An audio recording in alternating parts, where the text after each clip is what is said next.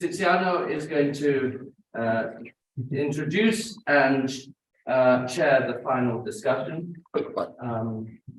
Off you go. Okay. Well, just since I see we have a very lot of new information and I hope new ideas in these 2 days. And we will probably need a second conference to explore it all. So we just very simply, I think that we could start the discussion from the methodological aspects, and we will start from the aspects of relative chronology and also functional study, all the kind of information that could be interesting to test with correspondence analysis, but not only that, also talking about seriation. And I will start from the methodological discussion, if you like, and then I will go to the absolute chronology question, both the eruption, the Theran eruption, and also the Iron Age. As we saw, chronologies are linked. Of course, they are not in communicating boxes, closed boxes. And then finally, if I can borrow part of Charlotte, very beautiful title, we will say, what's next? So feel free, who wants to begin? Coming? Okay. So now, are there any questions about relative chronology and the use of correspondence analysis, in particular for relative chronology and aspects of ceramic studies that are not necessarily chronology? So something that struck me is that I just have to take my hat off to those who are embarking on CA, because it requires a huge effort and obviously an interest in numbers and statistics. And I have to plead guilty to be somebody who does not like to count every deposit at all. Just I think it is a huge effort, and we've shown at this conference that quite a lot can be gained from it. But also there ought to be perhaps, I don't know, it's perhaps just up to me to sit down and read and work out what it's all about, or there should be clearer, simpler communication from those who are using it as to what it is actually doing. Well, sorry, any comment? No? Now, one impression I got is that it is in fact pretty difficult to approach correspondence analysis if one is not familiar. It was difficult even for myself, it took some time. But one very important point is that we shouldn't think that correspondence analysis should be used only for chronology, only for investigating time. We have saw today also that there are many other very interesting aspects that we can investigate. And the most important thing is that correspondence analysis is just a tool. Its great advantage is not to produce results, but to help us to go back, to simplify going back to the original data, the archaeological data, and try to understand what is happening. So I think this is very crucial, because we may think, okay, I cannot, perhaps one site or one specific situation doesn't seem to produce a chronology. It doesn't mean that it doesn't produce very interesting questions.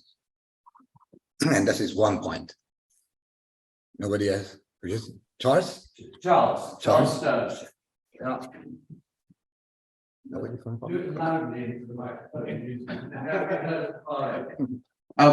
One thing I'd like to add is, I think Colin has a point, because I've been working with you for a year on correspondence analysis, and you still have to explain it to me a lot, even with the data I've been building for you. But one thing that has struck me listening to the papers in which correspondence analysis has been discussed is lots of us have these massive data sets now, and whether or not we use correspondence analysis to analyze them, the fact that these big quantified data sets are becoming more and more common can only be a benefit methodologically going forward. And there'll be tremendous benefit, not just for chronology, but also social analysis as part of it. People with such data sets start talking about them, we start thinking about things like function, behavior, and, even broader questions. So, at the very least, I think the effort that building a correspondence analysis set requires, it pays off in other ways beyond just the CA, if that makes sense. Yeah. Fully agree with that, actually. Anyone else on correspondence analysis just now? Yeah.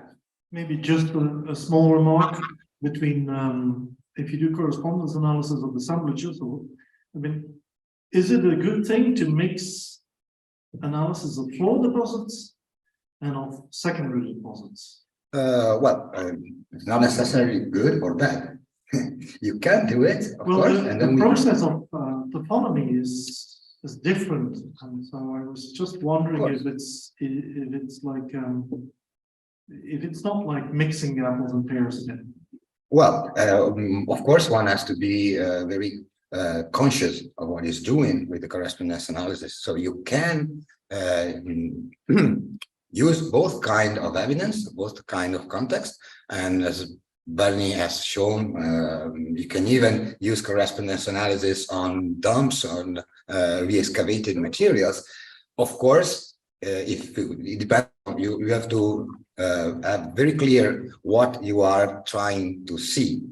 If you want a chronology and you see that it doesn't reproduce a nice parabola, of course, if you know that you use different kind of context, and there's a very big difference in the quality of context, that you should be able to see it.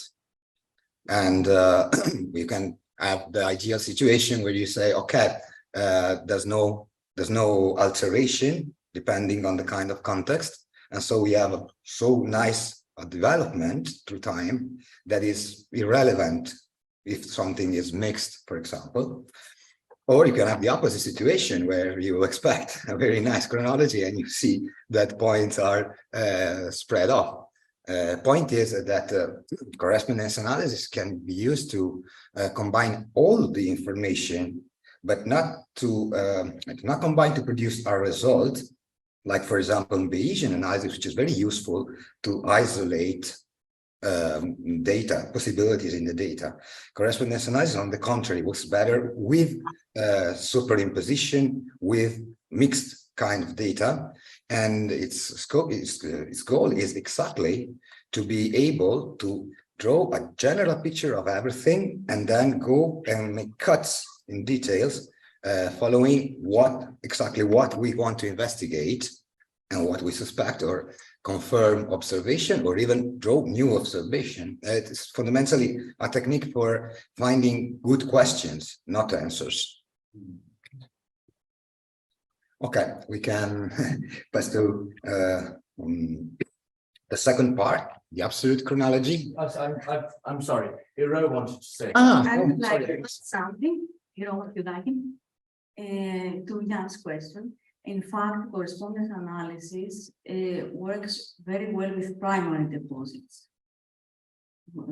This is the best. But when you work with it in the beginning, you need to have a very specific way of looking at your deposits, and this is the best if you have primary deposits. But usually we don't have, especially on Crete, most of it is secondary. The thing is that from the beginning, if you know that what you want to see, it helps. What exactly would you like to search from your data? But primary depositions, usually you see also in the publication where it has been used, you need to have primary deposition. Apart from that, you can use it for many different questions. The truth is, for many different questions. Yeah, of course, if you want to draw up depth model time, you must be sure you're not comparing pears and apples. But you can, if you want to look at what all the data is telling you, and then you can analyze all the data you have. And then it works for separating eventually also and recognizing what is going on also beyond chronology. In other words, Lovely. what you're saying, and what I understand, is that you could actually use this type of analysis to see the differences in data between primary and secondary deposits. Exactly. Just plot them together and ask the question, and this will show well that where they plot and what difference they tell. Is that Exactly. Yeah. Good. And okay, we can go to part 2 and can comments, opinion, and discussion about absolute chronology, both of the Theran eruption or the Iron Age. Also from the online audience, somebody wants to make some remarks or question. Oh, I mean. But loudly, please, loudly, because nobody heard you Yes, last time. sorry, Bernie. Thanks for the chance. I was thinking about the discussion before with the transition from the late Bronze Age to the early Iron Age, Stephanos and the colleague Alexander. And what was very interesting for me during the study, it's coming out in press in a few weeks, I suppose. I went through a large amount of the radiocarbon data from Israel, from the Near East. In this period, I looked at the Bayesian wiggle matching studies. I took the same models, essentially the same data, Tellerhoff and Megiddo and Teltayanat from Sturt Manning. And I got essentially using the same data and the same procedures, more or less. I sort of, they're the experts, but I used very different modeling. The proposals which were in calibration, very different models. I got precisely, really accurately, precisely the same results. So this does not mean these results are true, the chronological results of Megiddo and Tellerhoff, but I think what we can conclude from this is if we have remaining discrepancies in these periods between the different chronologies, it's not because of the radiocarbon dates. There's been so many discussions about could it be marine reservoir effects and this and that. Of course it could be, yes, there are many possibilities. I mean, I'm not bothered in these sort of tricky difficulties. What we can learn from this is that it's interesting. Just imagine that we have discrepancies between the pottery dating, but that all the colleagues working, suppose all of them, can agree on the age, the radiocarbon age of this level in Megiddo. It's level 7 is plus minus this, and I get the same result. Where do the discrepancies come from? Yeah, the pottery comes from this level. The discrepancies that I can observe are essentially, I'm not saying that radiocarbon is correct, I'm just saying that if we assume as a Gedanken experiment the radiocarbon is correct for a moment because we get similar results, we confirm each other, no problem. At the moment, we can get new dates, we might get different results, but at the moment we have these results, layer 7 is this and that age. The discrepancies we're talking about are really to be sought on a level of the archaeological approach towards the samples, because if the layers are of the same age in our different alternative models, where does the discrepancy come from? Why should there be any differences in the pottery dating? Because we know where the pottery comes from. And then, of course, I've been very aware of these discussions. Alexander, for example, saying, I don't believe in the sampling in this and that site, on this and that level. The samples are mixed and so on. So it's exactly not a problem of absolute chronology. It's a problem of our in German Ansprache, the way we look at the material. And a very similar approach comes up to my mind when we're talking to Charlotte, is that the radiocarbon date wiggle matching on Santorini tree could be because of biological growth problems. And the very first wiggle matching I did back in the 1980s was to take the Egyptian 18th-19th dynasty. I took the historical ages and sorted the samples into a sequence. And the first time I did it, I got the sequence the wrong way round. I wasn't doing Monte Carlo at that time, but it's the same result. With wiggle matching, even on trees, and I've done many experiments with this, you get the same result independent of the exact order. You can even reverse the order of tree rings, as long as it's something like 60 radi. Of course, the statistical measures are different. The wiggle matching will tell you that it doesn't work, it has no probability, but the result is the same, the engine. And Bernd Kromer has mentioned this as well. In one publication, we get the same results. So I would propose what we can learn from this is that with the radiocarbon technology, these techniques, it's much more robust and meaningless at the same time than we think it is. What is really important is not the order of the sample to Monte Carlo anyway, and Bayesian approaches are essentially the differential value in Monte Carlo as well. We just call it differently. What is really important is how long is the whole thing? Is it 100 years? Is it 120 years? That will make a difference, yeah? But not the actual order of the samples. And this goes for your new mid-pool as well. Yeah? The absolute length of the whole site, these 25 layers, are going to be the most important characterization parameter of the chronological. We do the metric radiocarbon wiggle matching sort of thing. So I'm on the one side, coming to an end, I'm very optimistic about all these approaches. We're coming to the same conclusions. And personally, I think that the largest amount of work is on the archaeological side. Yeah? To get these things arranged, the typology, the way we describe the module, that's the real challenge. Yeah, It's not my opinion. and I think that one important point is that as we have heard many times in these days, the problem of subjectivity and the search for objective data. But I think that, as Charlotte has shown, for example, at least where you have a situation like a radiocarbon plateau, there is no objective date. You can remodel the way you want to produce the results which are more convenient to you. So I think that rather than seeking for objectivity instead, what we could do, and would be very interesting, is to measure subjectivity. You cannot get rid of subjectivity, but you can measure it and can take it into account and even perhaps use it as an additional information. And that was very interesting for me, in particular in the use of correspondence analysis, is that it allows to combine many kinds of different evidence, including subjectivity.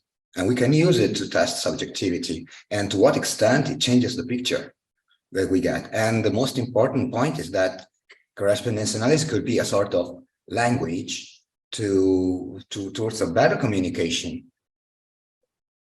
And if I go to what's next, actually, yes. Because what's next? Now, I think that the future will be in this research will be, as has been highlighted by Diamantis, will be collaborative networks and a real two-way communication, not only as a way to overcome those apparent conflict which appears not only between natural scientists and humanists, but also between humanists and natural scientists and natural scientists. And more importantly, even to allow a fuller circulation of information in order not only to obtain results, let alone decide who is right, but to formulate new, more interesting questions.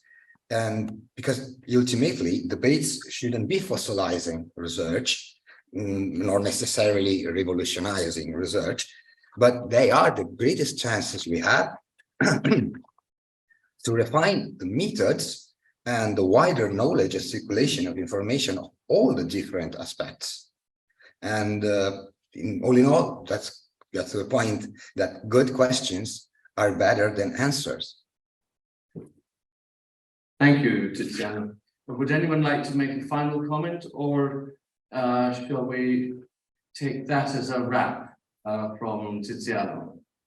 I think so. I think Jan would like to say a few words at the end, and that's us. Thanks very much, Tiziano. Yeah, thanks very much, everybody. I think it was a very useful workshop, and so we had some excellent discussions here. So eye-openers at certain moments, and so I do hope that everybody will contribute to the publication.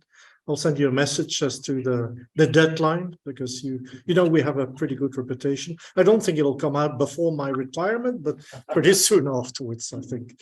Thank you very much. Also, all the people online. Yeah, so that was an interesting 2 days, and I hope you enjoyed it too. And hope to see you soon at some other workshop. Thank you very much.